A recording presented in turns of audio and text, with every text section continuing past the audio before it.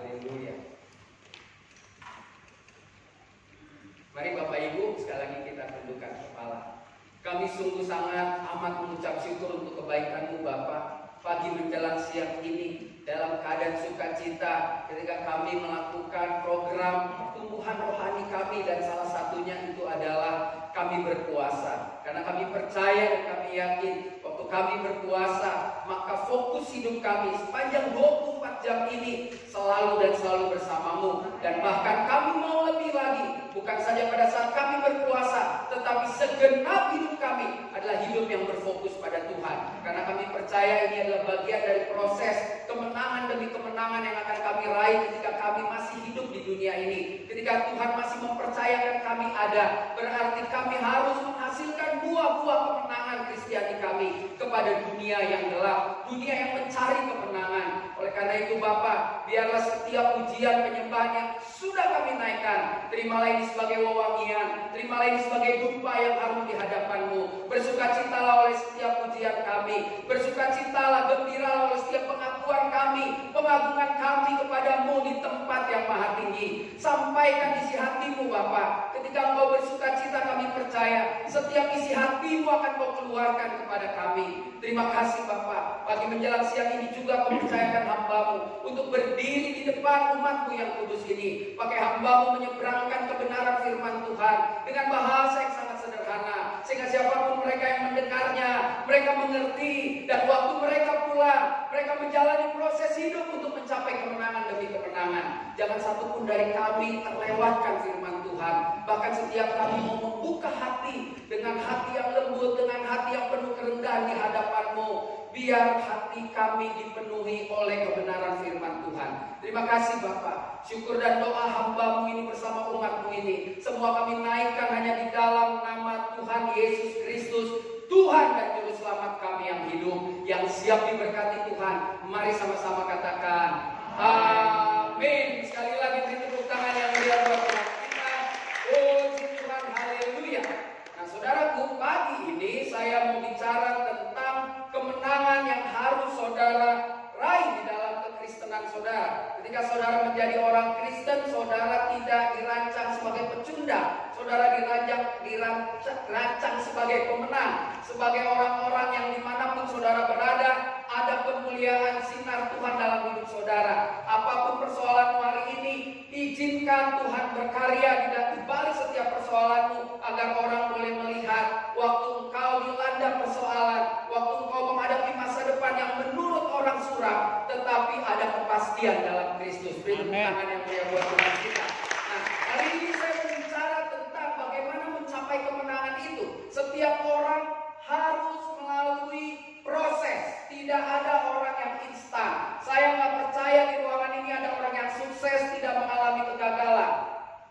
Ya, saudara, nggak bisa yang bareng Yesus aja 12 murid gagal dulu. Malah satu bunuh diri, satu sempat kabur, yang 10 juga nggak ada, Alkitab nggak tulis. Gagal semua. Ketika Yesus pun dikatakan sudah bangkit, mereka masih ragu. Bahkan mereka kembali ke pekerjaannya masing-masing. Bukankah Yesus pernah menghampiri mereka, mereka sedang menjalankan lagi? Frustrasi saudara. Tapi biarlah cerita-cerita yang dikemas, ditulis dan menjadi kebenaran firman Tuhan yang kita imani itu menjadi pelajaran. Bukannya kita terus bilang, biar aja Petrus saja dulu begitu. Bukan, ditulis supaya kita tidak melakukan apa yang Petrus lakukan. Allah biasalah, Daud aja bungkus bidik prajurit. Bukan berarti kita harus seperti Daud, bengong, nganggur, naik ke loteng, ngintip orang mati. Ya kan saudara? Bukan, itu diizinkan Tuhan, semua tertulis supaya kita belajar. Jangan lakukan hal yang buruk. Yang buruk itu buat pelajaran untuk kita lakukan ke depan yang lebih baik. Kalau ada yang baik menurut saudara di dalam firman Tuhan, itu terima dan kembangkan terus. Karena saya percaya Tuhan menuntut saudara kepada kesempurnaan demi kesempurnaan. Nah mari kita lihat proses-proses para tokoh Alkitab. Ya, hari ini saya ambil 5 tokoh Alkitab yang di dalam hidupnya dia bisa memenangkan pertarungan-pertarungan. Pertarungannya berbeda-beda. Ada yang pertarungan perut, ada yang pertarungan harga diri, ada pertarungan yang untuk memuliakan Tuhan, tapi semuanya pertarungan yang akhirnya menyejukkan. Kenapa? Karena hanya nama Tuhan yang dimuliakan. Amen.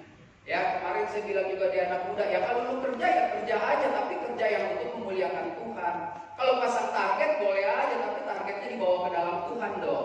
Sehingga kalau nggak sampai gol, cuma ada peluang aja di depan lalu gagal, kita tahu Tuhan nggak mengizinkan, bukannya jadi penasaran dan mulai mengambil langkah-langkah sendiri di luar Tuhan, terus merasa berhasil.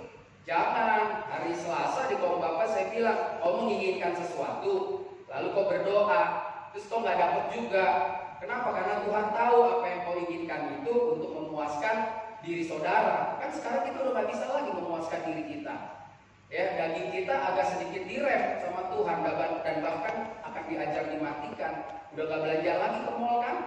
Udah gak beli sepatu baru, udah gak beli baju baru, mau dia diskon 70% juga kita gak mau datang. Yang lebih gila lagi gak mau datang ke gereja, tapi tetap aja ke mall, buka toko, keliaran di Glodok, keliaran di Mangga 2, tapi ke gereja 1 jam gak berani gitu ya. Itu lebih aneh lagi. Soalnya ternyata cari duit itu lebih penting daripada persekutuan. Betul nggak saudara? Kan banyak orang nggak mau datang persekutuan, cari duit jalan terus. Yang bagus kan persekutuan plus cari duit, itu lebih bagus. Ya, lebih bagus itu. Dan berarti cara nyari duitnya, cara-cara yang diilhamkan lewat persekutuan. Cara cari duitnya itu berarti cara cari duitnya memuliakan Tuhan. Jadi ngomong kosong kalau saudara nggak ke gereja, tapi saudara tetap kerja, lalu bilang melibatkan Tuhan. Rasanya 50-50 aja udah bagus tuh kalau saya percaya, ya kan? Udah bagus itu saudara. Kalau nggak call friend aja, tanya tuh ya, atau nggak nyerah. Nah, mari kita lihat bagian yang pertama. Saya mau lihat ada satu tokoh, mungkin saudara sudah tahu.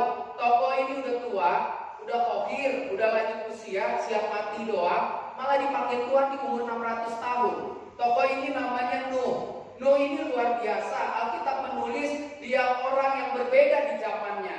Ya, dia orang yang tidak sama. Nanti saudara bisa lihat di dalam Kejadian pasal 6. Nuh orang yang tidak, yang kalau temannya ngumpul, ngaur-ngaur, temannya ngaco-ngaco, Nuh tidak.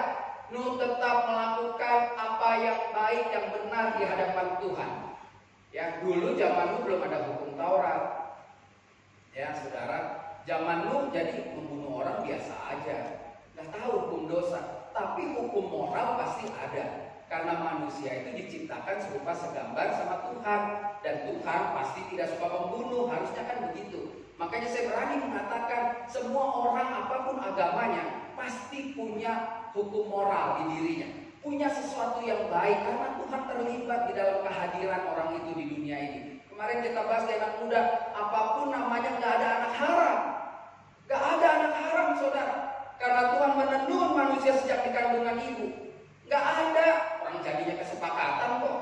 Gak ada. Anak haram itu kalau lagi bengong, ada toke bunyi toke, ibunya hamil. Nah itu anak haram.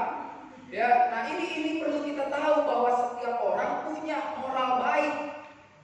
Yang membedakan kita dengan orang itu, kita punya Yesus Kristus yang menjanjikan keselamatan. Ya, orang baik ada di luar Kristus. Orang berhasil bisnis di luar Kristus ada nggak? Banyak sekali, mungkin lebih banyak dari kita orang Kristen. Ya, orang yang beramal di luar Kristus banyak nggak? Banyak, saudara. Tetapi ketika bukan kebenaran dasarnya, maka saya percaya saudara boleh teliti. Serela-relanya orang melakukan baik kalau di luar Kristus ada hitungannya, saudara. Nggak ada makan siang gratis, ya kan? Nggak ada makan malam gratis. Kecuali ngopi gratis ada di GPIK, ya. Ada itu saudara, karena saya ngopi terus saudara. Mari kita lihat apa yang dilakukan Nuh. Di dalam Kejadian 6 ayat 9 dikatakan demikian. Inilah riwayat Nuh. Nuh adalah seorang yang benar, bukan yang baik. Saya selalu bilang semua orang bisa buat baik, tidak semua orang bisa buat benar. Kita orang Kristen kalau buat benar ukurannya firman Tuhan. Saudara boleh puasa 13 hari 13 malam, kalau tujuannya cuma baik aja gagal. Tapi kalau tujuannya benar, karena kebenaran firman Tuhan mendasari saudara puasa, bukan karena program gereja nanti takut dimarahin. Ya oke, awalnya di program gereja yang disetujui oleh Tuhan dong, buktinya jalannya bertahun-tahun. Nah oleh karena itu, mari mulai lakukan hal-hal yang benar ketika saudara mau menjalankan. Baik itu saya katakan program-program gereja di GPIA, mau perniagaan, mau di Duta Mas, selama program itu dasarnya firman Tuhan dan saudara lakukannya benar, maka engkau luar biasa di mata Tuhan. Perhatikan lagi, saya teruskan. Inilah riwayat Nuh. Nuh adalah seorang yang benar dan tidak, apa saudara? Tidak bercela. di zaman belum ada hukum, saudara. Belum ada aturan yang mengatakan jangan ini, jangan itu. Ingatlah orang tuamu, dia tetap tidak bercela. Jadi roh yang dihembuskan Tuhan ke dalam tubuh manusia, dan Nuh salah satunya yang hidup zaman itu, benar-benar dimaksimalkan. Tidak bercela di antara orang-orang sezamannya. Jadi di generasi orang yang hidup waktu itu, dia orang yang benar dan tidak bercela. Saya juga nggak tahu, dengar-dengar aja dari dosen, dengar-dengar, baca-baca, katanya untuk hidup sezamannya, kan nggak mungkin cuma di sini ada manusia di sana ya, sejaman juga dengan orang-orang terkenal di dalam Alkitab ya. Jadi di zamannya itu Nuh benar, Nuh tidak bercela, dan ditutup Nuh itu hidup bergaul dengan Tuhan. Tahu dong bergaul, saudara ya? Bergaul tahu kan? Ngobrol. Kalau sudah deket, ngobrol terus nih sama bapak kita pemain klarinet ya, saxophone. Ya itulah sejenisnya lah ya, satu turunan ya. Kalau saya terus bergaul sama dia, maka saya akan tahu siapa dia akan tahu siapa saya. Kalau saya lihat dia, saya begini doang, dia tahu bisa goreng, gue mau. Gitu kan gitu kan kalau kita bergaul. Saya selalu bilang, saudara, kalau saudara mau bergaul sama Tuhan, otomatis saudara akan mulai hidup mengasihi. Nuh itu saya perhatikan, dia berani mengasihi Tuhan lebih dari siapapun di generasinya. Nuh berani bergaul sama Tuhan lebih dari apapun. Apa itu mengasihi Tuhan? Saudara pasti tahu, mengasihi Tuhan berarti menempatkan Tuhan di atas suami saudara, menempatkan Tuhan di atas istri saudara, menempatkan Tuhan di atas anak saudara. Kita bisa bilang amin sekarang, tapi belum tentu prakteknya. Ini yang mau kawin minggu depan nih ya. Iya, sekarang dia tinggal-tinggalin bininya. Lu lihat, catet nih ya, Sabtu pelayanan, lihat habis kawin, datang nggak dia tiap Sabtu? Lihat aja, ya kan? Mana calon istrinya? Dia dengar loh, ya benar saudara. Ya, orang itu memang kalau masih sendiri semua buat Tuhan, kalau masih nganggur semua buat Tuhan. Begitu udah kerja lain lagi, ya kan? Bukannya saya bilang orang nggak boleh kerja loh saudara, tetapi tempatkan Tuhan di atas segala-galanya. Ketika saudara tahu kalau hari Sabtu sebagai jemaat GPIA saya punya komitmen, saya nggak mau tahu deh hari yang lain, pokoknya komitmen saya hari Sabtu, Jumat saya mau puasa, Sabtu saya mau ibadah. Bisa nggak itu tetap dipertahankan? Kecuali hal-hal yang mendesak, keluarga meninggal, harus pergi ke Bandung, adik ipar menikah, ya itu lain ya. Tapi lu di rumah baru mendung dikit aja, kok males nih rasanya. Apa-apa lah, yang penting kan kita puasa, kita doa aja di rumah, apa-apa Tuhan juga ngerti, asik. Pokoknya kita kalau udah bilang ini, Tuhan juga tahu, pokoknya kita tuh orang paling asik sedunia. Tuhan mau tahu terus soal kita nggak mau tahu soal Tuhan, ya kan? Buat saya kalau saudara bilang Tuhan kan juga ngerti, sulit. Kenapa? Dia sudah terlalu ngerti dengan mati di kayu salib. Saudara mau suruh apa lagi? Yang paling berat adalah menyerahkan nyawa. Saudara mau Tuhan serahkan apa lagi? Kalau udah nyawa dia kasih, apalagi saya nggak tahu. Nah, marilah kita mulai mengasihi Tuhan lebih dari segalanya. Bukan berarti kita nggak berhikmat untuk masa bodoh dengan keluarga, bukan. Tetapi ada hal-hal di mana Tuhan akan memuji, Tuhan akan membuktikan, ingin membuktikan kepada saudara, sungguhkah saudara mengasihiku. Saya percaya apa yang Tuhan lakukan di Abraham tak akan dilakukan pada saudara. Saya percaya Tuhan tahu situasinya udah berbeda. Saudara jangan bilang Abraham bawa anaknya ke Bukit Muria mau dipotong. Lu nggak bisa sekarang bawa anak lu pagi-pagi di jembatan sana terus lu jorokin ditangkap satpol.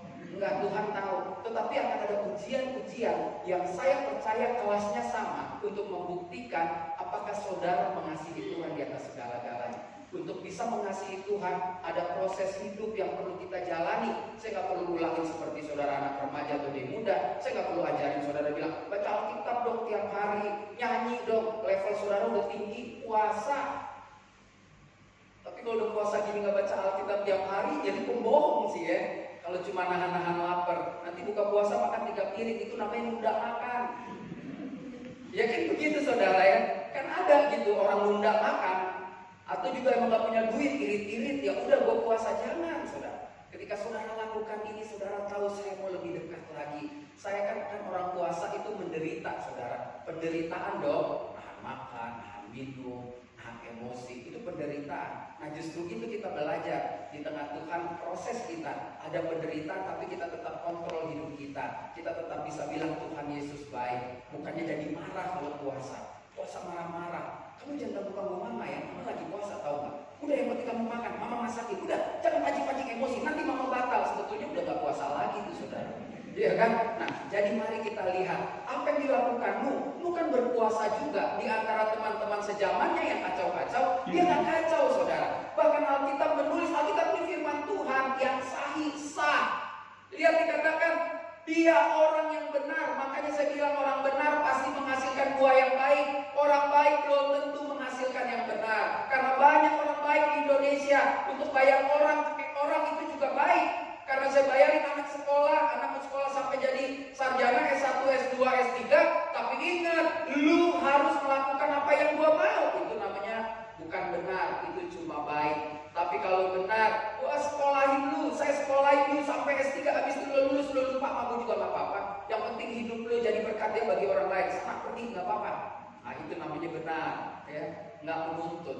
Jadi yang pertama kita belajar, orang-orang yang mau mencapai titik kemenangan imannya, titik kemenangannya di dalam kehidupan atau pergaulan di dunia ini, dia harus berani mengasihi Tuhan. Kalau boleh saya tambahkan, di atas segala-galanya.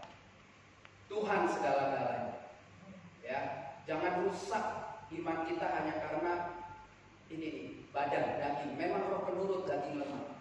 Ya, yang saya menyedihkan itu bukan di sini GPI Allied kali di Saigon di Vietnam kali ya. Ada orang udah siap gereja bisa batal loh. Ya oke, batal kalau keluar mamanya ditabrak gojek mesti dibawa ke rumah sakit. Cuma karena hujan, cucu datang nggak jadi loh gereja. Gila nggak? Cucunya datang nggak jadi. Ya kapan lagi cucu gue datang? Ya ajak aja cucunya ke gereja. Nanti dia rese. Lebih baik rese di gereja daripada rese di rumah. Rese di rumah mencain keramik loh. Rese di gereja kan enggak, diseret aja, bawa guru sekolah dulu. Ya kan? Jadi orang yang mengasihi Tuhan, dia hidup benar dengan ukuran firman Tuhan. Tidak bisa dipanjangin lagi, kalau panjang itu bisa retreat nanti ya saudara. Yang kedua saya pelajari, ternyata mengasihi Tuhan itu harus ada aplikasinya. Mengasihi Tuhan itu harus ada prosesnya juga. Dan proses ini saya belajar dari orang yang namanya Daniel, saudara. Saya suka sekali dari orang yang namanya Daniel. Perhatikan baik-baik firman Tuhan yang saya bacakan ini. Saya berharap saudara 5 tokoh ini kisahnya saudara baca, catat aja pasalnya, baca di rumah. Ini kan gak ada kegiatan lagi dong, kawinan gak ada kan, arisan gak ada. Lalu baca Alkitab deh, ya. Udah jangan nonton YouTube terus, baca Alkitab. Saya udah bilang kemarin nonton YouTube, pendetanya ada 60 lu nonton habis itu rugi. Semuanya pengen benar sendiri, ya kan? Kan ini lihat kan yang debat-debat nggak penting, saya nggak penting nonton ituan. Orang kalau WA Pak, menurut Bapak pendeta ini nggak penting. Lo hidup keluar dari rumah lo jadi berkat aja. Dia Pak mau pintar, nggak usah pintar. Udah pendeta aja yang pintar, lo baik aja hidup kerjain. Nggak nyampe Pak. 2 jam, 3 jam, dengar orang komentar kayak saya, kayak Pak Budi atau Pak Nathan atau Ibu Hana. Nggak cukup, kalau mau pinter masuk di kelas 4 tahun, itu pun belum pinter lagi. Masuk lagi 4 tahun, belajar tuh akhir pinter, murtad juga saudara. Ya kalau saudara sudah jadikan Yesus Tuhan, baca firman aja reguler tiap hari. Terus udah lakukan hal yang baik sesuai dengan firman Tuhan, dengan benar, jadi nggak nuntut, selesai, finish, nggak usah ribet. Nah Daniel, saudara tahu peristiwa Daniel dong pasti. Daniel itu kan sahabatan dengan Sadrak, Mesak, Abednego. Kalau saudara mau tahu ceritanya nanti baca aja di kitab Daniel ya, jangan di sini nggak cukup. Tapi ada satu bagian yang menarik. Apa yang dilakukan Daniel? Lihat di dalam Daniel pasal 6 ayat 10. Perhatikan, kebacakan tulisannya. Demi didengar Daniel bahwa surat perintah itu telah dibuat. Surat perintah apa? Pokoknya kalau nggak ikut aturan main raja mati. Kan salah satunya yang menyembah dewa-dewa, ya kan, itu yang dihadapi juga oleh Sadrak, Mesak, Abednego. Pergilah ia ke rumahnya. Di dalam kamar atasnya ada tingkap-tingkap yang terbuka ke arah Yerusalem. Waktu itu kiblatnya orang Israel itu Yerusalem, bahkan sampai sekarang gitu ya. Bukan orang Kristen ya, orang Yahudi, Yudaisme ya, orang Ibrani. Kenapa harus ke sana? Karena Salomo sudah buat komitmen. Waktu rumah Tuhan itu jadi, Salomo berdoa waktu gunting pita. Ya, semua orang yang lagi merantau kemana kalau susah, dengan menghadap ke takhta suci, ya, menghadap ke bait suci, engkau pasti tolong. Jadi memang itu kiblatnya. Terus saudara tanya, tapi yang itu Pak, nggak di sini. Jangan banyakkan nonton YouTube. Ya, udah, yang di sini aja dengar. Ya, dulu orang Israel sampai sekarang kiblatnya ada di Yerusalem. Makanya dia berdoa. Yang menarik buat saya bukan Yerusalemnya. Ada kalimat yang menulis begini. 3 kali sehari ia berlutut. Sholat juga. Orang di Mesir sehari 7 kali. Jadi saudara kalau ke Mesir, lihat orang Kristen sana, saudara jangan aneh. Justru dia yang aneh, lihat dulu kagak ada sembayangnya. Ya, kan orang Kristen Indonesia nih ngerasa paling benar sendiri. Sempit otaknya nih. Jadi kalau kita nih orang GPIA, terus lihat orang lain, caranya lain, nggak benar. Enggak, jangan. Karena tidak ada yang benar. Alkitab bilang begini, lu cara nyembah Tuhan mesti begini, enggak ada. Senyamanmu aja. Karena dia Bapak kita. Kalau sama Bapak seenak, senyaman kita aja. Gak ada aturannya di orang Kristen, ya. Yang penting dalam nama Tuhan Yesus Kristus. Tutup pakai situ. Kalau enggak Tuhan yang lain nyamber, saudara ya. Nah, lihat dikatakan berlutut, berdoa serta memuji Tuhan. Kalau orang berdoa, ya semua orang berdoa. Yang menarik ditutup begini. Seperti yang biasa dilakukan. Banyak orang bilang begini, gila. Dan dia tahu hukuman mati, dia takut, dia pergi berdoa. Nah itu orang baca Alkitabnya seperempat. Dia bukan karena takut, dia tahu ada sesuatu yang mengancam dirinya. Tapi dia pulang di jam doa. Sehari 3 kali ada jam doanya. Saya nggak tahu saudara ada jam doa apa enggak, saya nggak ngerti. Ya dong. Yang kedua, orang-orang yang mau mencapai kemenangan, dia nggak cukup cuma mengasihi, karena ada orang juga yang mengasihi. Orang Kristen mengasihi Tuhan banyak, yang ditangkap KPK juga banyak loh. Orang Kristen yang mengasihi Tuhan, yang nggak ketangkep KPK, yang hidupnya tipu-tipu juga banyak. Saudara pikirkan, masih banyak orang Kristen yang bilang ada dosa besar, dosa kecil, nggak ada. Saya selalu bilang kalau akhirnya masuk neraka, bikin dosa yang ngaco aja. Nyolong emas di Monas. Jangan tangguh, pergi ke Amerika, tembak pejabat, sekalian masuk neraka. Daripada nyolong-nyolongnya cuma bilang kalau ada tamu, Papa nggak ada. Dosa juga tuh, neraka juga. Iya kan? Nyolong ayam digebukin, pecah-pecah muka, nggak dikasih makan. Kalau keluarga nggak kasih duit, nggak ada makanan yang enak. Nyolong 80 miliar bisa main tenis di penjara. Sama-sama neraka nggak sama, 82 miliar neraka, jenis tetangga neraka. Jadi nggak bisa suam-suam bos. Mau ikut Tuhan ikut, kagak-kagak. Jangan ikut yang kagak-kagak. Itu bahaya. Perhatiin baik-baik. Daniel melakukan hal yang luar biasa. Daniel melakukan hal yang hebat, yaitu dia berani hidup intim dengan Tuhan, saudara. Ini luar biasa sekali. Daniel orang yang berani intim dengan Tuhan, apapun keadaannya, saudara. Apapun situasinya, dia sedang ikut dalam pemerintahan yang tidak percaya Yahweh Elohim adalah Tuhannya Israel. Bangsa yang dia tinggali bersama Sadrak, Mesak, Abednego dan beberapa nabi-nabi kecil waktu itu di masa pembuangan bisa tetap bertahan karena menjaga keintiman di dalam kehidupan. Intim itu, tahu dong, intim itu bukan Indonesia Timur, bukan. Intim itu melekat, dekat. Harus punya apa ya? Relasi yang spesial. Kalau takut mungkin juga Daniel dakdikduk ya. Mungkin juga di baterainya habis tidak jalan. Mungkin juga saudara, dia dakdikduk.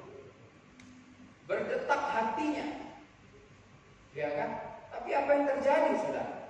Yang terjadi buah semangka berdaun sirih. Aku begini, kau begitu, sama saja. Nah, ini yang menarik. Siapa itu Daniel? Daniel itu salah satu dari 4 orang yang lulus ujian. Ya, jadi ceritanya sederhana. Begitu hancur kerajaan Israel, dipilih orang-orang yang cakap, lalu dia lolos dalam seleksi Babelonia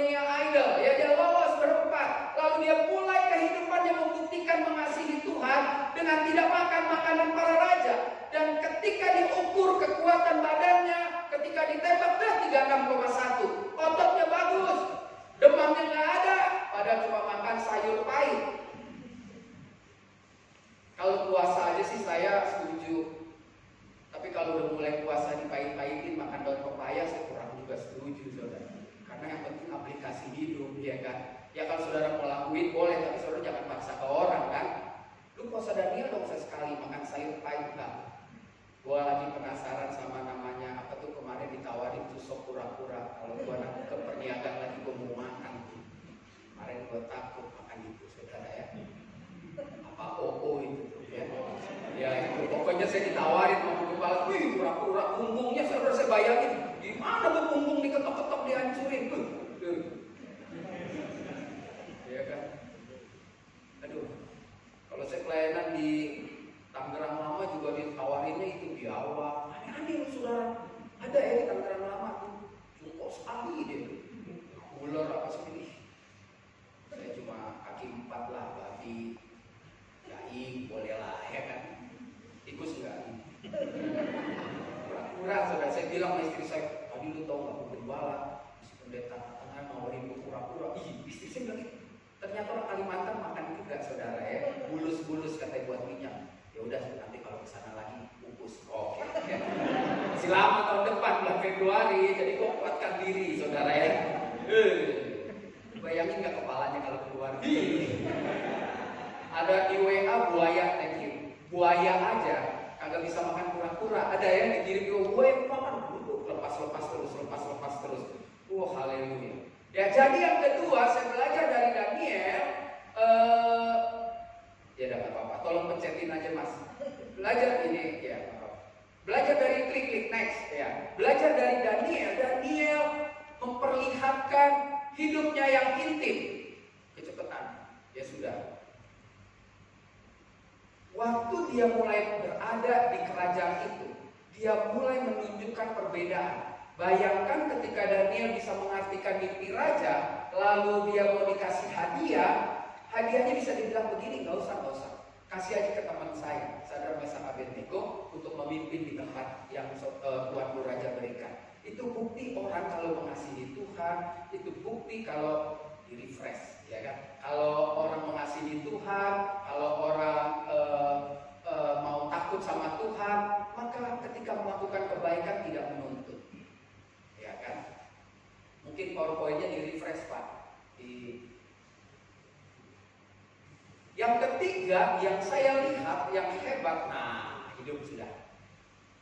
Ya, berani intim.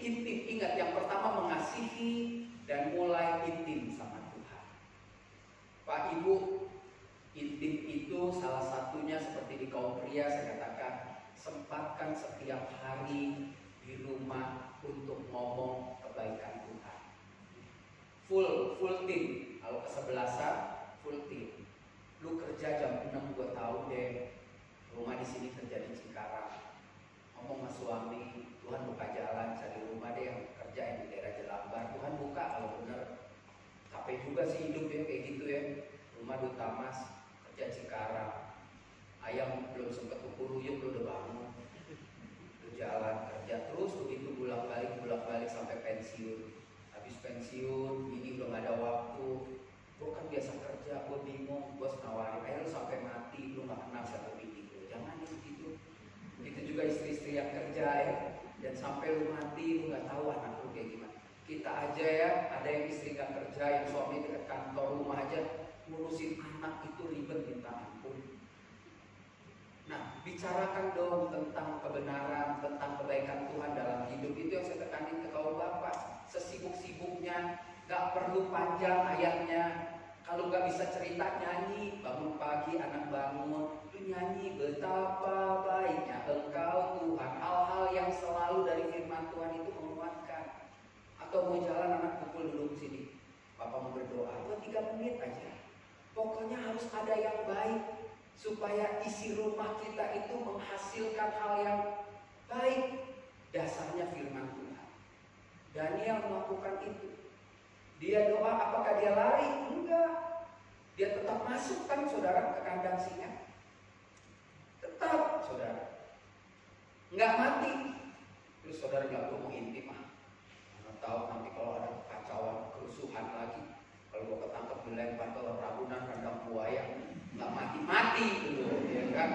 jangan sama-samain sama Daniel. Daniel beda. Tapi kita bisa seperti Daniel. Kenapa? Karena Daniel manusia juga yang injak tanah. Nggak ada yang beda dong dalam hidupnya. Sebetulnya ini masalah keintiman. Terima kasih. Ini percobaan yang kedua. Nah, ya saudara, memang harus dari sebelah kanan. Nah, jadi yang ketiga, mari kita lihat apa yang harus saudara dan saya kerjakan agar saudara bisa memasuki kemenangan demi kemenangan lewat proses. Tokoh yang pertama kita lihat dari Nuh. Tokoh yang kedua kita lihat dari Daniel, lebih mudaan lagi. Tokoh yang ketiga kita belajar dari yang lebih muda lagi. Yang kadang saudara bilang sama anak saudara, lu baru 20 tahun, lu jangan ngajarin bapak deh, karena kemarin sore. Mungkin kalau belajar hidup anak kita nggak bisa menang sama kita, karena kita lebih duluan lahir. Tapi kalau yang lain, lu jangan bilang lu menang sama anak lu. Lu ngerti nggak buka handphone sampai jelimet? Nggak ngerti, anak lu lebih pinter. Jangan belagu deh, ya kan? Tapi pengalaman gue, ya iya lalu lu kan lahir duluan, ya kan? Lihat Daud mengajarkan itu. Daud, lu soal pengalaman perang nggak bisa apa-apa, cuma anak Isai, mending tentara, dia cuma jaga kambing domba, main kecapi lagi, apa jago? Lihat perhatikan baik-baik prosesnya. 1 Samuel 17 ayat 48, saudara jangan lihat dulu ayatnya ini. Ketika Daud melihat bangsanya dilecehkan, maka darah mudanya keluar. Lalu dia punya inisiatif, kalau mereka nggak berani, mulai dari jenderal bintang 5 sampai prajurit, sampai pion siap mati nggak berani, kenapa saya nggak coba? Kenapa saya nggak ingin membuktikan bahwa Tuhan yang membawa kita selama ini menang, bahkan menjadikan satu bangsa, bahkan bisa menyetujui kerajaan yang sebetulnya kerajaan itu dipaksa oleh orang Israel sendiri, lalu dia memberikan diri untuk berani menghadap raja. Saudara tahu orang kalau nggak dipanggil raja datang mati hukumannya, ya kan? Salah satunya kan ditulis di kitab Esther. Nah ini yang menarik. Daud lalu berdiskusi. Daud lalu bilang ini, Tuanku raja biar saya aja yang perang. Raja bilang nggak mungkin. Nggak bisa, dia dari kecil udah jadi tentara. Yuk anak siapa sih? Isai. Mungkin dia panggil menteri pendidikan, ya kan? Sih, bilang sama bapaknya, anaknya suruh pulang aja sekolah. Ngapain sih perang? Gitu kan? Mungkin ada yang WhatsApp mamanya, mau pulang deh anak ibu. Sian masih muda ganteng lagi. Alkitab bilang merah-merahan. Itu orang Yahudi merah-merahan cakep. Kita orang Indonesia di merah-merahin banci. Jangan buat-buat ya cowok ya. Aduh Pak Pendeta Eke kan pengen kayak Daud. Bu kalau punya anak laki ngomong, kepala udah mulai goyang. Kalau berdiri tangan mulai gini, banci bu. Bawa ke gereja doain, langsung tumpang tangan. Ya kalau imam, nah kalau begitu jadi. Ada mau penyembahan kayak mau apa jadi, mesti dibawa diselesaikan secara adat Kristen ya. Kalau udah berdiri begini, pakai kaos slim fit, celana bau pusar, warna sepatu nyala, jadi tuh. Dikit lagi poles jadi, makanya langsung buru-buru langsung bawa ke dia muda ya. Suruh temu di cowok-cowok musik, jadi gamparin tiap hari. Maksudnya gamparin pakai firman Tuhan ya. Jadi kamu banci lu jadi dia, jangan ya, nggak boleh. Nah ini penting ya. Daud akhirnya membuat raja dengan jajaran menterinya nggak bisa bikin apa-apa. Yang menarik buat saya adalah apakah Daud ketakutan? Takut juga. Saudara jangan ngomong sama saya jadi orang Kristen nggak takut, bohong tuh. Setiap orang punya rasa takut. Saya aja takut kalau jam 2 pagi jalan sendiri tuh di bawah kolong flyover, ya saya takut lah. Saya takut ditodong, ya kan ngapain saya buat masalah. Jam 2 ya di rumah aja tidur, kan begitu. Ada lah. Saudara pendeta katanya, wih gua musir setan, suruh dia jalan jam 2, begitu dia belok ada pohon gede, ada yang baju putih panjang, darahnya banyak, selamat malam. Pendeta usir setan juga, beda Pak Yesus, tunggu tenang dulu Tuhan, tolong. Janganlah ya, jangan takabur ya. Semua orang punya rasa takut, saya percaya Daud juga takut, karena Daud lihat dari jauh, dan ketika ada Saul bilang, ayo perang dia ketemu, ya ampun, pakai baju tentara aja Daud nggak bisa. Tapi lihat dong, di tengah ketakutannya kan dia melibatkan Tuhan. Banyak orang ketakutan, lalu ambil keputusan sendiri, sehingga hancur. Ya dong, ada masalah, ada tekanan, dia aku juga bisa nyelesain. Ingat Tuhan. Ingat, emosi mesti dibunuh, saudara. Ya, emosi, Pokoknya gue bisa. Lu tau gue kan pokoknya, lu tau gue pokoknya. Cih, kamu kenapa kalau pokoknya? Ya kan? Jangan anggap gue masih kecil ya. Ya udah, pakai Tuhan. Lihat apa yang Daud bilang. 1 Samuel 17:48. Ketika orang Filistin itu bergerak maju untuk menemui Daud, maju kan perang ini 1 lawan 1, dia maju, maka Daud tidak beruang doa. Daud nggak lari, Daud nggak cari posisi, tas enggak. Dibilang, maka segeralah Daud berlari ke barisan musuh, disamperin loh saudara. Ya kan, menemui orang Filistin itu. Bayangin nggak? Nggak ada cari kuda-kuda lagi. Daud berdoa nggak sempet. Kapan dia berdoa?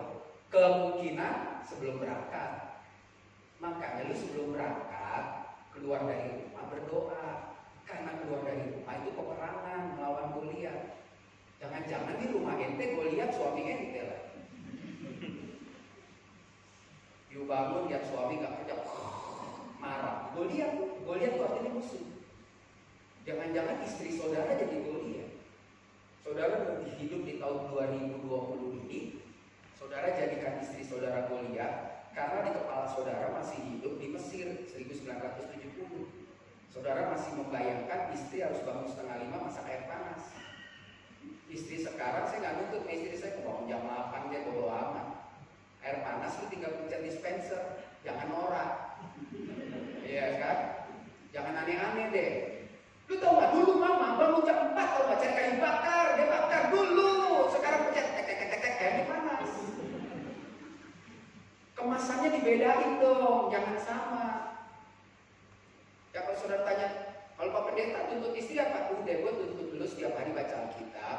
Gue tuntut lu setiap hari lu punya waktu berdoa. Gue tuntut lu kita ada waktu berdoa sekeluarga. Udah, gue gak mau yang lain, lu pasti jalan sendiri deh. Karena ketika kita benar takut sama Tuhan, otomatis yang kita kerjakan untuk menyenangkan Tuhan.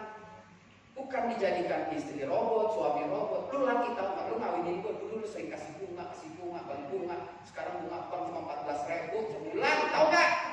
Waktu ngatem aja ceban, tinggal 4.000 beli apa telur aja gak dapet 1/4. 15.000 itu duit berapa tuh? Di 100 juta aja cuma 15.000 sudah. Ya kan, nuntut pacaran lu naik mobil, sekarang kita grab dulu, angkot. Ya kan gua waktu pacaran pinjam mobil kakak gua. Ya lu nipu gua kenapa lu mau? Kan begitu. Gak kuat Pak Pendeta, istri saya gak kuat saya. Ngomong dulu, kan lu pacaran 6 tahun, lu tahu dia ngomong terus.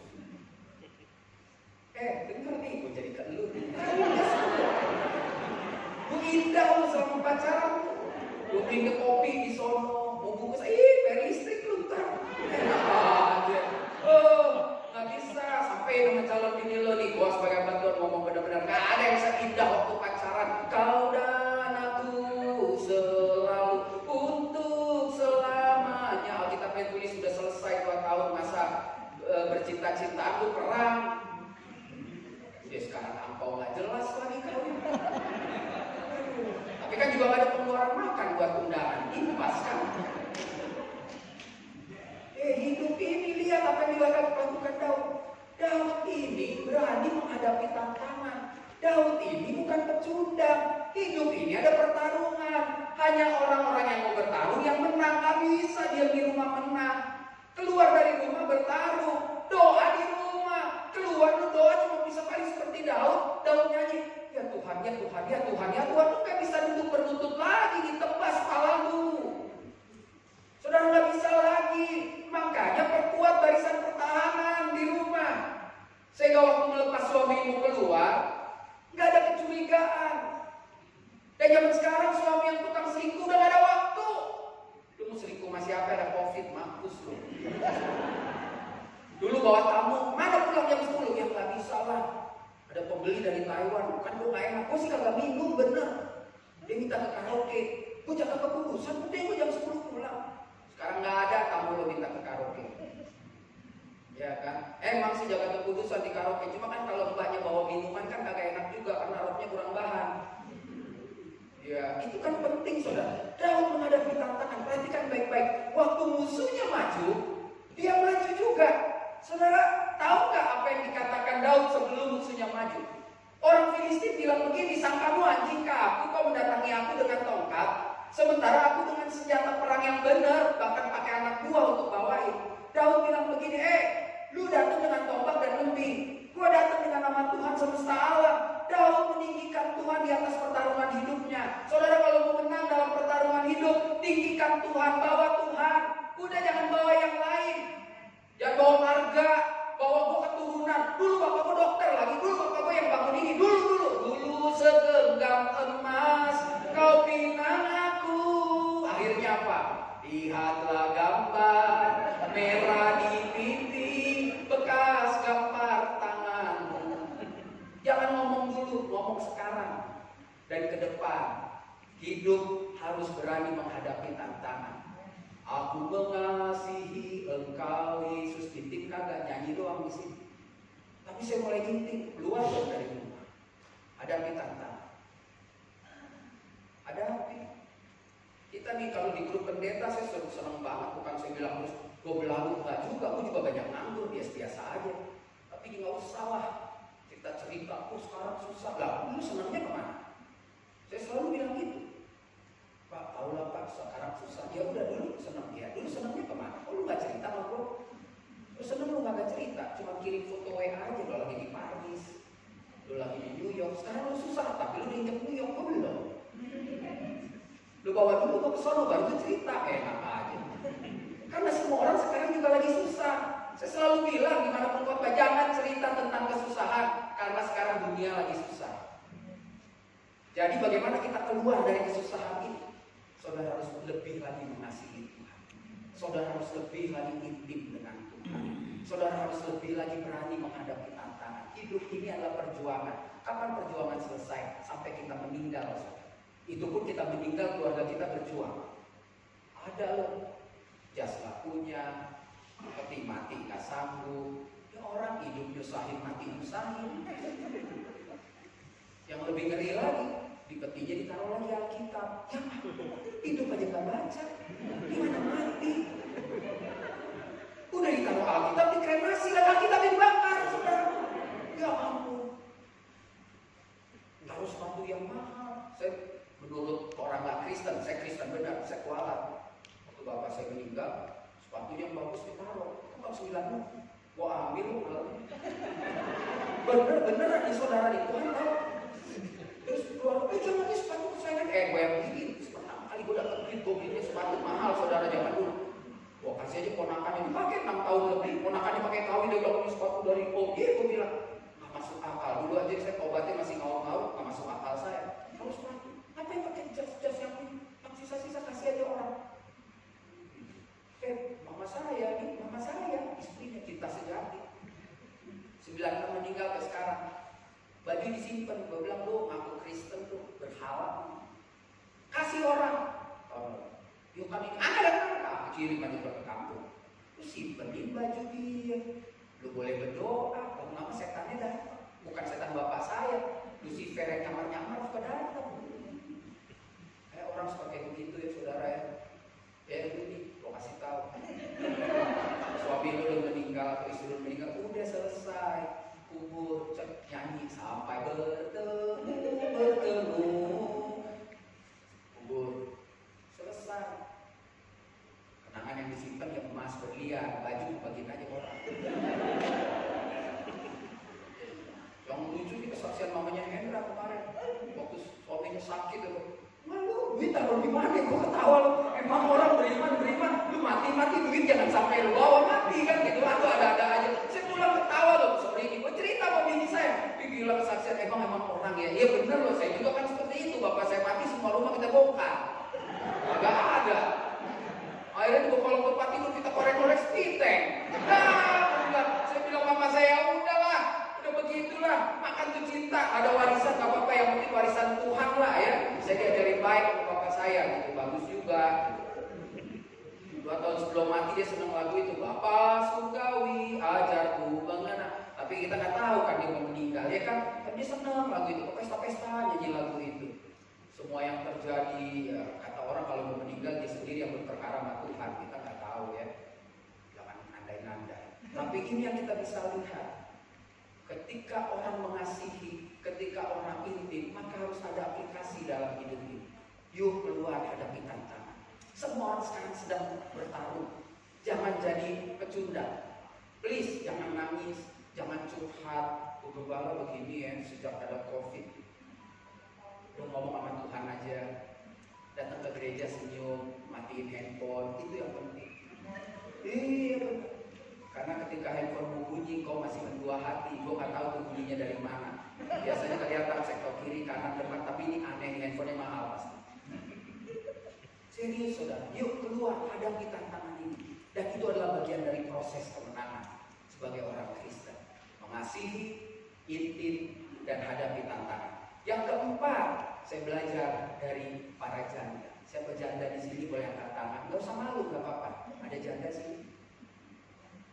Cuma 1, 2, ibu gembala, 3, 4. Yang lain yang mau jadi janda. Maksudnya suaminya udah kagak pulang-pulang. Suaminya nih udah gak mau pulang-pulang gitu kan. Udah biasa aja. Karena saya belajar dari 2 janda ini. Dan janda ini keluar sebagai pemenang. Ini luar biasa sekali. Jangan pegang kecil hati. Kan saya selalu bilang perempuan itu lebih kuat dari laki-laki. Jangan ngomong deh. Kan saya udah pernah bilang, gak tau lah tahun berapa. Di 10 janda, 10 duda. Mati hari yang sama pasangannya. Lihat dalam setahun. Banyakan mana yang kawin lagi? Duda. Ini udah sekarat aja udah calling lagi.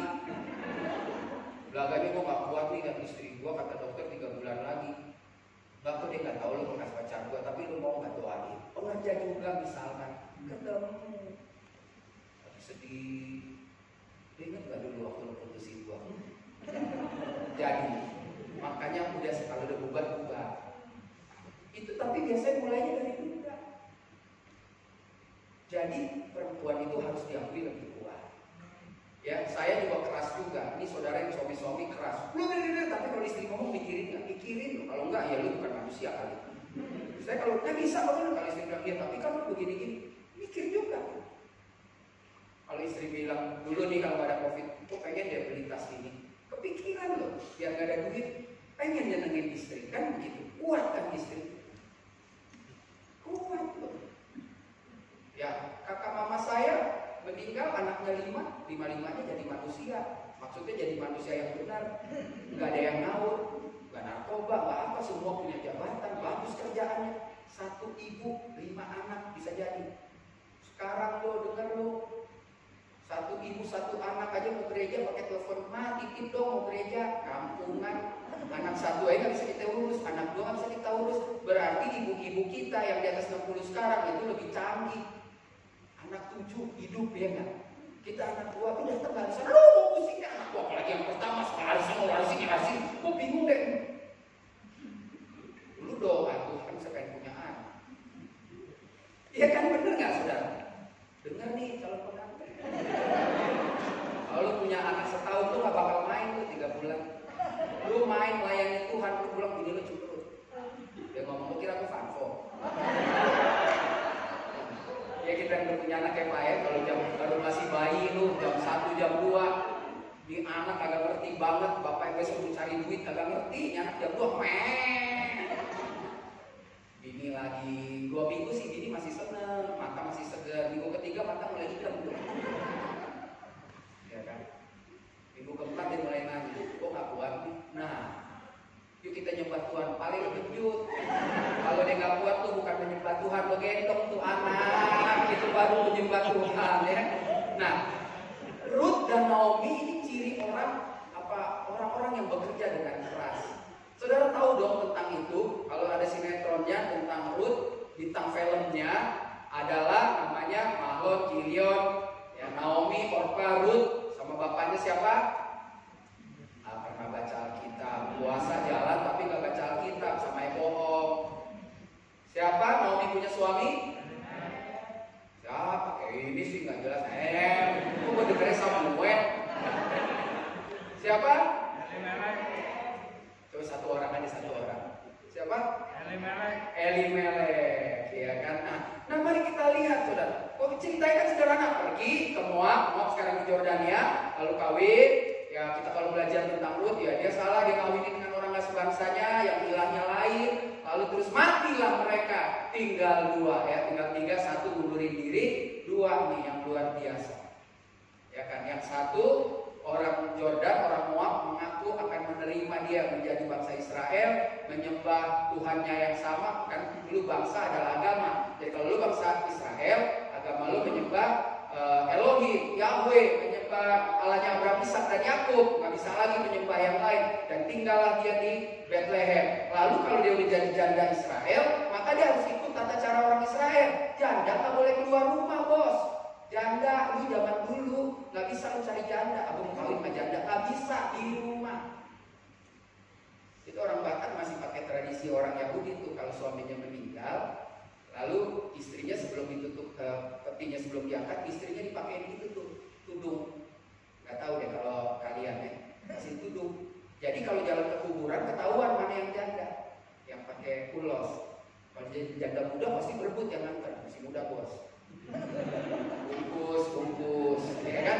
Gitu. Pak rumahnya di gang capek kawin sama dia. Apartemennya 7 bungkus bos, ya kan? Janda nggak bisa keluar. Keluarnya kapan? Waktu musim panen. Lah hidup janda dari mana? Ya persembahan lah dari rumah Tuhan. Nanti ada amal-amal, ada diakonia gitu. Nah waktu keluar kan dia mesti keluar juga. Nah ini pelajaran yang menarik. Orang-orang yang mau keluar sebagai pemenang, lihat di dalam kitab Rut pasal 2 ayat 7 dan 17. Ayat 7 bilang begini, tadi ia berkata, izinkanlah kiranya aku memungut dan mengumpulkan jelai dari antara berkas-berkas jelai ini di belakang penyabit-penyabit. Begitulah ia datang dan terus sibuk dari pagi sampai sekarang dan seketika pun ia tidak berhenti. Sampai di ayat 7. Yang tanya itu Boas, siapa nih barang baru? Ya kan Boas tahu dong, dia datang juragannya, ini perempuan-perempuan janda-janda Israel kerja, ini kok lihat orang baru nih kan begitu. Siapa nih? Boleh juga gitu. Boas kan jomblo, bupati Bujang Palatiga, ya kan? Siapa nih? Diceritain tadi dia datang bos, dia kerja dari pagi sampai siang. Dia siapa? Jadi menantunya Naomi. Oh, itu kerabat kuat tuh lakinya kan begitu. Kalau kita ada juga begitu. Saya menikah misalkan dengan ibu ya, terus saya meninggal, kakak saya bisa tuh turun ranjang. Ada juga nggak kalau di Wuhan? Kalau saya begitu, misalkan saya menikah sama ibu meninggal, adik saya bisa naik ranjang untuk menjaga marga saya, warisannya supaya nggak lari. Tapi saya menikah sama ibu, saya belum mati, kakak saya bisa naik ranjang, itu yang bahaya. Kok belum mati dia kakak berebut. Nah itu yang terjadi hari ini, makanya kacau. Nah waktu mati kan, jadi bos bilang, oh itu kerabat gua, tapi bos tidak berpikir untuk itu. Naomi berpikir untuk itu. Karena apa? Ujung-ujungnya duit lagi, warisan. Tapi kita lihatlah bagian ini. Tadi dia bekerja terus, pagi, siang, sore.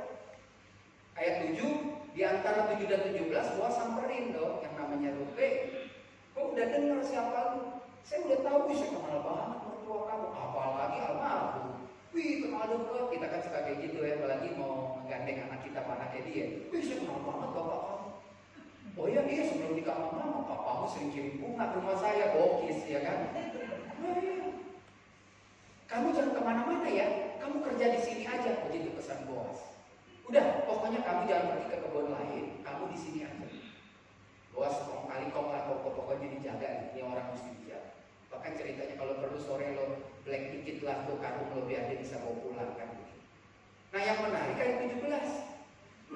Maka ia memungut di ladang sampai petang. Lalu ia mengiring yang dipungutnya itu, saya ganti ya saya Pak. Ada kira-kira serantang gitu ya. Orang kalau makan serantang lah. Ya gara-gara COVID ada orang jual rantangan sampai 14. Serantang. Dibawa kemana? Kalau saudara baca lagi ayat 19, dibawa ke mamanya makan. Ya kan? Nah, saya lihat dari sini, begitu dia menjadi orang percaya, maka dia mengaplikasikan kepercayaannya itu. Dengan apa? Dengan mau bekerja keras. Karena banyak orang Kristen bilang, gue mengasihi Tuhan, gue intim, gue doa, gue saat teduh, gue ikut semua acara GPIA. Kalau Senin ada, gue datang juga. Bayangin. Gue mah main-main di gereja ada 3 kali ibadah 3 kali. Wah hebat banget. Tapi begitu disuruh kerja keras nggak mau. Kerja keras beda-beda saudara ya. Saudara punya pabrik, sepertinya lebih keras daripada orang yang buka warteg, padahal sama-sama kerja keras. Ruth seorang janda bekerja keras untuk menghidupi hidup dia dan menghidupi mertuanya. Tapi perhatikan nanti saudara baca di rumah, ayat 19, hasil kerja kerasnya dipuji oleh mertuanya. Gak ada di sini ayat 19, saudara nanti lihat. Waktu dia mau makan, mamanya bilang begini, di mana engkau bekerja hari ini? Tahu artinya? Janda miskin, dikasih rezeki aja nanya di mana lu kerja. Saudara, sorry nih, Ruth kan masih cantik, janda muda. Kalau bunga kembang masih ranum, mangga tuh manis banget. Kalau mamanya kan mangganya manis tapi udah benyek. Kalau Ruth kan, kan bisa aja deh pacaran, bisa aja deh sama juragan kebon, bisa dia pacaran sama orang-orang di minimarket, bisa dia pacaran sama tukang online, bisa bawa duit. Makanya tanya lu, itu menunjukkan bahwa kekudusan tetap dijaga loh. Ya saya nggak tahu orang Israel dimanapun dia berada, namanya ibadah kagak pernah lewat. Kalau kita lewat aja, hujan lewat, pilek dikit bersin, atau sama covid, gua kagak gereja dia lalu bersin, tadi lu bersin rumah, debu masuk lu bersin. Saudara lihat, saya melihat ini hal yang luar biasa. Ruth menerima tantangan ini dengan penuh sukacita ketika dia memutuskan menjadi orang Israel, ketika dia memutuskan untuk menyembah Tuhannya orang Israel, maka yang dia kerjakan ya sesuai apa yang diinginkan, apa yang sudah diatur. Begitupun saudara, ketika saudara memutuskan menjadi orang Kristen, maka yang saudara kerjakan adalah kebenaran, takut akan Tuhan, menjadi berkat, tidak mencuri, kerja keras, siap hadapi tantangan. Dan orang yang mau bekerja keras juga akan gagal kalau tidak mengasihi sungguh-sungguh Tuhan. Juga nggak akan pernah bisa berhasil kalau dia nggak intim. Dia nggak akan pernah bisa bekerja keras, tantangan aja dia tolak. Makanya bagi saya sederhana, yuk mengasihi Tuhan, yuk lebih lagi intim, hadapi tantangan dengan tidak cengeng, dengan kerja keras. Dan yang terakhir saya belajar dari seorang yang begitu hebat, gagah, luar biasa, namanya Simpson. Kalau yang udah lahir tahun 60-an kayak saya pernah tahu dulu di Indonesia ada film Samson Betawi. Yang main almarhum Benyamin S. Rambutnya gondrong, digunting jadi lemes. Karena dia di hutan, kumpulan rambutnya ada kecoa. Saya ingat dia itu doang, saudara saya masih kecil dan nonton film rambutnya ada kecoa, jorok banget. Nah, saudara lihat, ketika dia bekerja keras, maka ada bagian yang penting di dalam kekristenan. Ayat 30 bilang begini, berkatalah Simpson, biarlah kiranya aku mati bersama-sama orang Filistin ini, lalu membungkuklah ia sekuat-kuatnya, maka rubuhlah rumah itu menimpa raja-raja kota itu, dan seluruh orang banyak yang ada di dalamnya, yang mati dibunuhnya pada waktu matinya itu, lebih banyak daripada yang dibunuhnya pada waktu hidupnya. Saudara, kalimat ini keluar setelah Simpson melakukan hal yang luar biasa. Ketika tenaganya udah gak ada, kalau saudara baca di dalam Hakim-Hakim 16 ayat 26, Simpson bilang begini sama anak yang menuntun dia, lepaskan aku biar aku jalan ke tiang-tiang itu. Simpson menunjukkan bahwa dia gak pernah mau kalah, dia gak pernah mau nyerah, karena dia tahu dia seorang nasir yang direncanakan Tuhan hadir untuk menjadi hakim. Di dalam perjalanannya, kalau saudara baca nanti di ayat 28, dia bilang ini, Tuhan beri aku kesempatan sekali ini saja. Simpson sepanjang hidupnya tidak pernah panggil Tuhan, tetapi lihatlah kita belajar hari ini bagaimana orang sukses, bagaimana orang menang. Ketika Tuhan belum mendengar, dia rentangkan tangannya ke dinding. Saudara baca nanti di dalam Hakim-Hakim 16 ayat 29 bilang, maka Simpson sampai di dinding itu, merentangkan tangannya dan dia dorong. Apakah rubuh? Kalau saudara teliti dengan baik, belum rubuh. Sehingga keluarlah ayat 30, dia bilang, sekiranya aku harus mati, biar aku mati. Saudara, yang kelima, kalau kau mau menang, belajarlah seperti Simpson, berani bayar harga. Saya nggak bilang saudara pulang lalu bilang ini, Tuhan, sekiranya saya harus mati aja deh Tuhan, yang penting anak saya sekolah. Saudara bukan Simpson, saudara punya perkara yang lain. Tetapi yang namanya bayar harga, itu semua manusia perkara yang besar. Karena banyak kita berani mengasihi, banyak kita berani intim, banyak kita berani fight hidup ini, banyak kita berani kerja keras, tapi bayar harga belum tentu. Bayar harga bukan kasih perpuluhan, bayar harga bukan kasih kolektor, itu hanya poin. Poin dari bayar harga, misalkan 1 kolektor, 2 perpuluhan, 3 setia, 4 baca Alkitab, 5 terus bayar harga, 7 hadir dalam ibadah, 8 jangan banyak alasan. Banyak alasan itu yang bahaya. Bayar harga berarti ada yang dikorbankan. Mau uangkah, mau badankah, waktukah, tenagakah, sesuai apa yang kita kerjakan. Karena Tuhan juga bilang, enak aja lu juga punya kewajiban. Kita selalu menuntut hak. Kan saya udah percaya Yesus. Kalau udah percaya Yesus, Yesus mesti perhatiin saya dong. Terus kewajibanmu apa kalau untuk diperhatikan? Bukankah Tuhan memperhatikan semua manusia dengan memberi matahari semua dari timur, berakhirnya di barat? Bukankah Tuhan memberi hujan hari ini buat orang Jakarta? Mau agamanya Kristen kayak nggak Kristen, semua kok Tuhan berkati. Tapi kalau mau minta lebih, Tuhan juga lebih memberikan haknya kepada saudara, kewajibannya kepada saudara. Bukannya Tuhan menuntut, tetapi ketika kita menjadikan Yesus Tuhan, maka pola hidup kita adalah pola Kristus dong, bukan pola orang dunia. Jadi ada harga yang dibayar, dan saudara adalah orang-orang yang hebat. Saudara bayar harga pagi menjelang siang, di mana hujan begini lebih enak boleh-boleh di tempat tidur, lalu bangun masak mie instan, wih keren banget. Lalu taruh sedikit sosis, tambah telur, dan sambal saus yang kita makan. Udahlah di gereja biasa aja, tapi saudara datang, saudara sudah menunjukkan berani bayar harga. Beri tepuk tangan buat Tuhan Yesus. Ini luar biasa, saudara. Nah, orang-orang yang mau menang dalam pertarungan, dia harus berani. Banyak metode, banyak cara, tapi pagi ini 5 saja kita belajar. Hal yang sangat luar biasa. Mari kita lihat apa yang harus kita kerjakan di dalam hidup ini agar saudara dan saya keluar dari ruangan ini, keluar dengan langkah pasti dan mengatakan, benar firman Tuhan mengatakan, aku lebih daripada orang-orang yang menang. Puji Tuhan, haleluya. Menang dengan proses harus kita lakukan dalam 5 prinsip ini, saudara. Saudara bisa cari, gali lagi Alkitab, bahkan mungkin ada lagi prinsip-prinsip lain yang belum kita bahas hari ini. Yuk, mari kita baca sama-sama. Yang pertama, berani.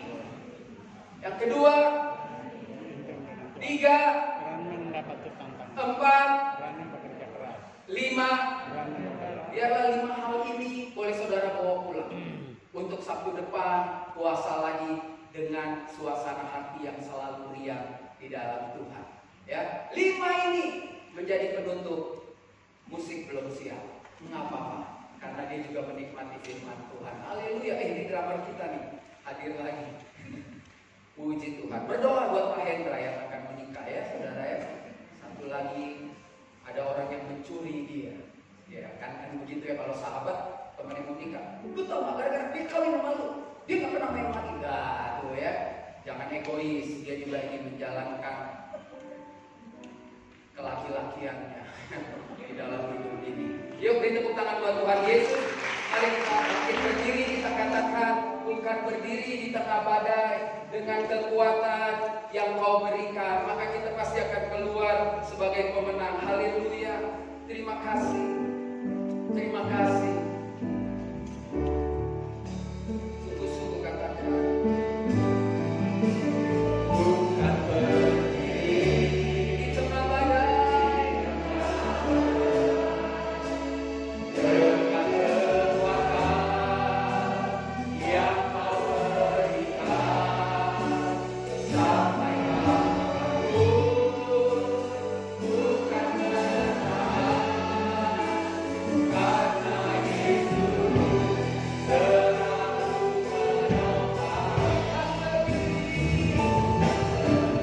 yang Kau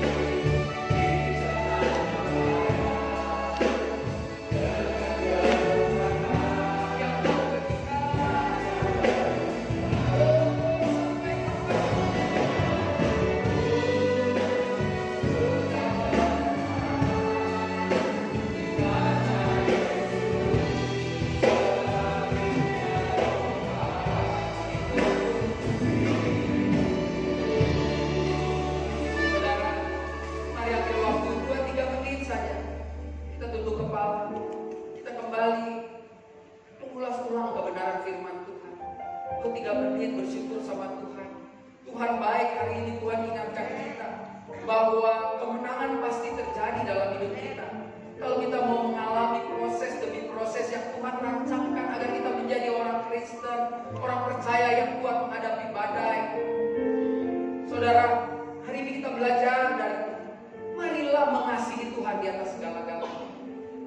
Kalau itu doamu, kau boleh taruh tanganmu di dada. Kau berdoa, buat janjimu sendiri sama Tuhan.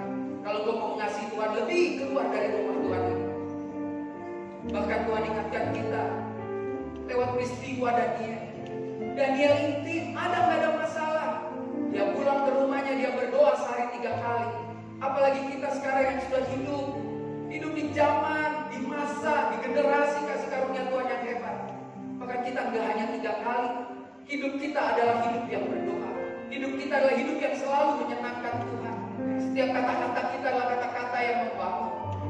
Dan kalau kau mau lebih lagi intim sama Tuhan, kau boleh taruh tangan kanan kiri dan kau buat janjimu sendiri. Saudaraku, mari kita berani hadapi tantangan. Seperti Daud berani maju ke barisan para musuh, orang Filistin. Begitupun kita hari ini, apapun seberat apapun keadaan yang sekarang sedang menghinding hidup kita, berdirilah dan katakan, Tuhan beri aku kekuatan untuk menghadapi tantangan, dan keluarlah, berperanglah dengan tantangan itu. Dan kalau itu menjadi doa, kau siap bertempur dengan tantangan dunia ini, kau boleh taruh tanganmu di dada, kau berdoa. Saudara, hari ini kita diajarkan untuk bekerja keras. Ruth dan Naomi, dua orang janda yang tidak ada suami untuk menafkahinya, tetapi mereka bisa keluar sebagai pemenang. Mereka bisa mengalahkan semua tantangan karena mereka mau bekerja keras. Mungkin hari ini Tuhan ingatkan, mengapa kita belum sampai pada titik di mana kita berharap sesuatu lebih baik lagi terjadi dalam hidup? Karena kita nggak bekerja keras. Oleh karena itu, waktu kau bekerja keras, belajarlah seperti Ruth yang hidup dengan jujur. Belajarlah seperti Naomi yang mau juga menerima berkat dengan jujur. Dan kalau itu juga menjadi doa, kau boleh taruh tangan kananmu di dada. Kau berdoa, ambil waktumu sendiri. Buat janji sendiri untuk mengatakan, Tuhan, aku mau bayar harga. Hanya Engkau yang layak ditinggikan. Ketika Simpson katakan, sekiranya Engkau harus mati, Simpson mau meninggikan Tuhan, saya nggak apa-apa direndahkan. Hari ini bayarlah harga. Apapun yang akan Tuhan berikan, katakan dalam doa. Kalau itu doa, mutarkan kananmu di dada dan katakan, Tuhan, aku siap bayar harga. Aku tahu memang waktu saya membayar harga apa yang Tuhan mau, kedaginganku berteriak. Tetapi aku akan kalahkan kedaginganku karena aku tahu kalau harga yang Tuhan berikan pasti saya sanggup melakukan. Terima kasih Bapak. Kau lihat setiap tangan-tangan yang terletak di dada, hamba berdoa dalam nama Tuhan Yesus Kristus, ya dan amin. Janji kami termateraikan, Tuhan praktekkan di hati kami, sehingga janji kami bekerja sebebas-bebasnya dengan pertolongan Roh-Mu yang kudus, maka kami bisa melakukannya. Kami bisa, karena ini adalah bagian proses iman Kristiani kami untuk mencapai kemenangan demi kemenangan dalam hidup ini. Terima kasih Tuhan. Terima kasih Kau lawan setiap kami. Apa yang mereka dengar, Tuhan sendiri yang sempurnakan. Apa yang mereka dengar itu menjadi jawaban pergumulan mereka masing-masing. Ubahkan kalimat-kalimat hamba-Mu ini Tuhan menjadi kalimat yang mereka dengar, menjadi jawaban